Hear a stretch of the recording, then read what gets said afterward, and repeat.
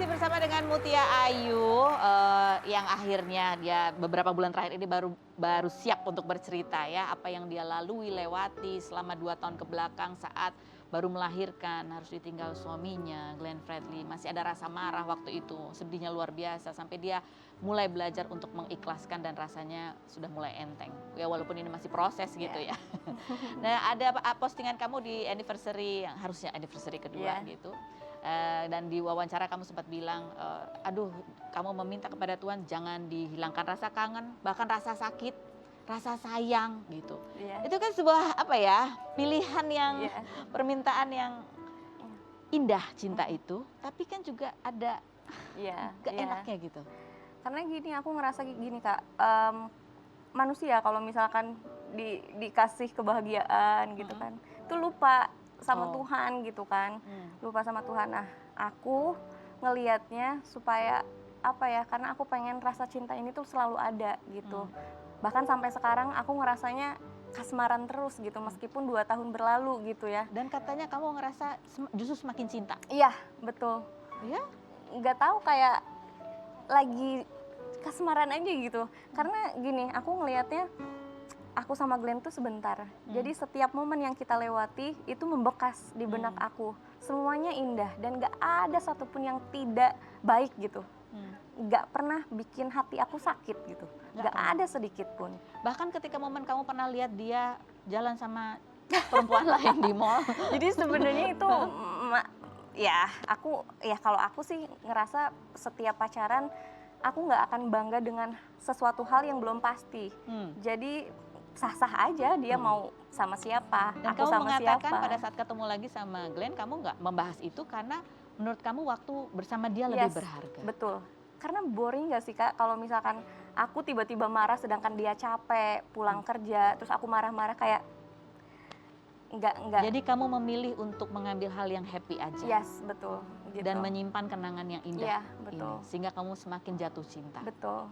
Dan kamu, aku dengar di wawancara kamu bilang bahwa kayaknya sekarang-sekarang ini jadi semakin menyadari, iya ya aku tuh menikah dengan Glenn Fredly. Iya. Kok bisa baru nyadarnya sekarang, karena sekarang tuh dikit-dikit, oh ya udah istrinya Glenn Fredly gitu.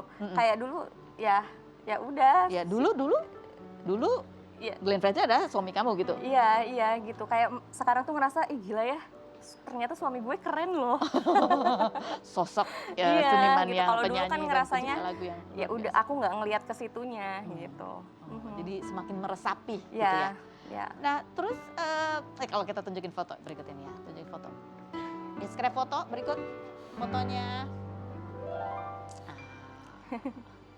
Apa sih yang membuat kamu jatuh cinta?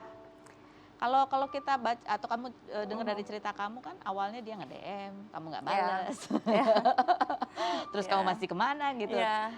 Perjalanannya juga kayak ya udah kayak take it easy. Glenn sempat mengatakan belum siap untuk menikah, tapi akhirnya justru bersama gitu.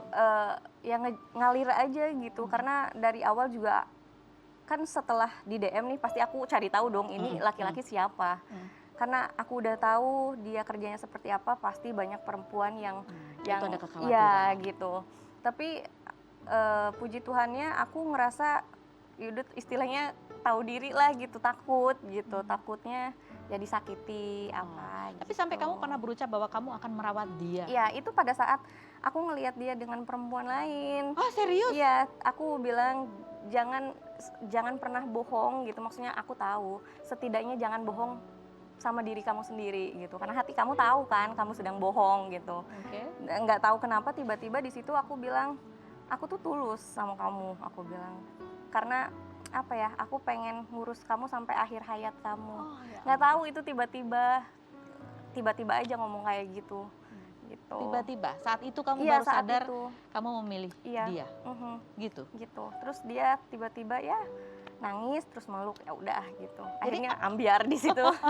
Apa sosok yang membuat kamu yakin gitu kamu akan awalnya ya udah nggak ada perasaan apapun gitu, ngobrol-ngobrol aja. Tapi lama kesini kok ada sesuatu yang beda ya.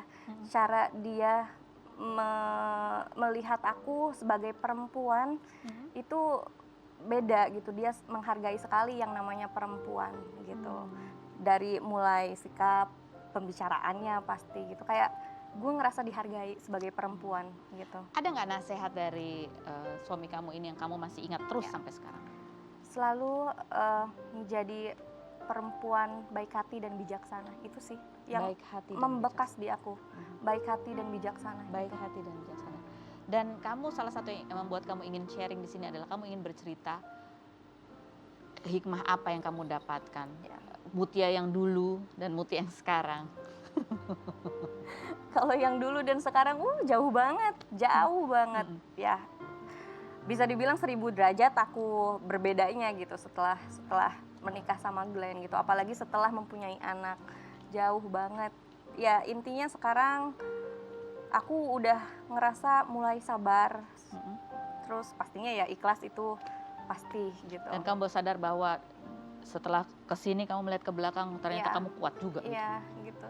Kayak kok bisa ya aku ngelewatin ini semua gitu. Termasuk melewati saat kamu baby blues waktu itu. Itu momen terberat dalam hidup aku sih, baby blues. Jadi aku harus memilih antara 2 orang yang aku sangat cintai, suami dan anak. Yang satu sakit, yang satu harus dikasih ASI gitu. Sedangkan itu baby blues emosionalnya wah kacau banget, luar biasa gitu. Kalau dipikir-pikir lagi aku nggak mau balik lagi ke momen itu gitu, meskipun ada Glenn ya. Nggak mau gitu. Itu berat sekali buat berat kamu. banget. Sampai akhirnya kamu ASI-nya juga ya, jadi ASI-nya berhenti. pokoknya berhenti tiba-tiba, nggak ada kayak step by stepnya gitu loh. Nggak ada peringatannya ya, apa nggak gitu ada peringatannya, langsung itu. Padahal sebelumnya subur banget. Dan itu membuat juga ada rasa bersalah Ya buat pastinya Gewa. pastinya. Sampai berapa bulan tuh akhirnya berasa lebih Apa? dari baby blues itu berapa bulan? 2 lebih minggu. 2 minggu. Pokoknya awal Glenn sakit aja. Pertama pingsan di rumah itu aku lagi baby blues, lagi nangis terus, nonton TV tiba-tiba nangis terus gitu. Ya. Jadi aku bilang sama Glenn udah biarin aja karena nggak bisa diapa-apain kan. Ya, dia terima. juga bingung gitu. Ya terima aja gitu. Oke, baik. Sekarang kita mau dudukin Mutia Ayu di kursi fitnah atau fakta. Oke, silakan Mutia duduk di kursi spesial kita. Oke, Silakan. langsung ke sana. Ya, langsung ke sana.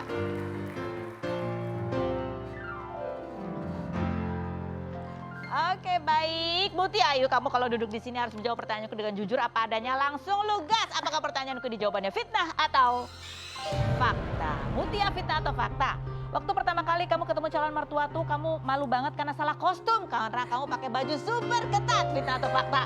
Fakta banget lagi. Emang kenapa nggak direncanakan itu Enggak, pertemuannya? karena Glenn minta aku kita makan malam ya, Oh, gitu. Kayak gitu. biasa aja. Jadi dia nggak kasih tahu nih. Pas datang, gitu. Oke. Ada postingannya ini ada di Instagram, di postingannya yang dicerita ya.